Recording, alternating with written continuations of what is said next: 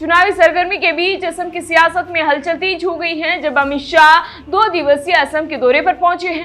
नमस्कार, राम साहब, मैं रेणुका चौधरी और आप देख रहे हैं द इंडिया मूव्स। क्या असम में सत्ता की कहानी एक बार फिर वही मोड़ लेने वाली है या फिर इस बार चुनावी जंग कुछ अलग रंग दिखाएगी? इसी सवाल के साथ असम की राजनीति में हलचल तेज है।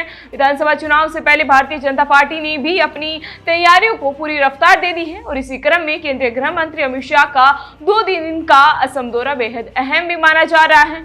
डिब्रूगढ़ हवाई अड्डे पर मुख्यमंत्री हिमंत बिस्वा शर्मा ने उनका गर्मजोशी से स्वागत किया और इसे असम के लिए सम्मान और अवसर का क्षण भी बताया है। मुख्यमंत्री ने साफ शब्दों में कहा है कि गृह मंत्री का यह दौरा राज्य के विकास के लिए मील का पत्थर भी साबित होगा और केंद्र सरकार का यह सहयोग असम को नई ऊंचाइयों तक ले जाएगा। वह इस दौरे के दौरान अमित शाह ने डिब्रूगढ़ में नए असम विधानसभा भवन और वाइल्ड लाइफ रिसर्च इंस्टीट्यूट की आधारशिला भी रखी है। नया विधान परिषद आधुनिक सुविधाओं से लेस होगा और प्रशासनिक कामकाज को और भी बेहतर बनाया जाएगा। वहीं wild life research institute Assam की समृद्ध जैव विविधता पर विज्ञान शोध, संरक्षण, सुरक्षा में महत्वपूर्ण भूमिका भी निभाएगा।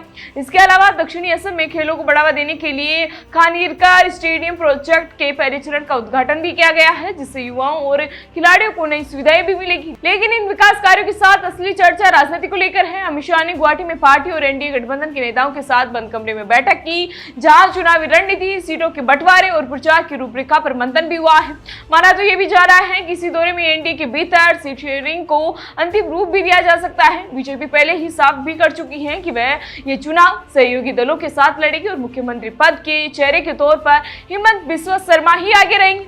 अब राजनीतिक जानकारों का कहना है कि पार्टी का लक्ष्य उनके नेतृत्व में लगातार तीसरी बार सत्ता में लौटना है, जिसे बीजेपी असम में हैट्रिक के रूप में भी देख रही है। मुख्यमंत्री हिमंत बिस्वा शर्मा भी पूरी आक्रामकता के साथ मैदान में हैं। वे अवैध बांग्लादेशी घुसपैठ का मुद्दा बना रहे हैं तो कांग्रेस समेत विपक्षी दलों पर लगातार हमलावर भी हैं। वहीं बीजेपी की रणनीति साफ है। प्रधानमंत्री नरेंद्र मोदी के नेतृत्व, केंद्र और राज्य सरकार के विकास कार्य और मजबूत प्रशासन को जनता के सामने प्रमुख मुद्दों के तौर पर रखना है। ऐसे में सवाल यही है कि क्या बीजेपी असम में सत्ता पर अपनी पकड़ बनाए रख पाएगी? क्या हिमंत बिस्वा शर्मा के नेतृत्व में पार्टी फिर से सरकार बनाएगी या विपक्ष कोई नया सियासी समीकरण खड़ा कर देगा? फिलहाल अमित शाह का ये दौरा सिर्फ एक यात्रा नहीं बल्कि आने वाले चुनावी मुकाबले की बड़ी बिसात बिछाने की शुरुआत भी मानी जा रही है। इसी तरह के अपडेट्स के लिए बने रहिए हमारे साथ और देखते रहिए द इंडिया मूव्स। नमस्कार।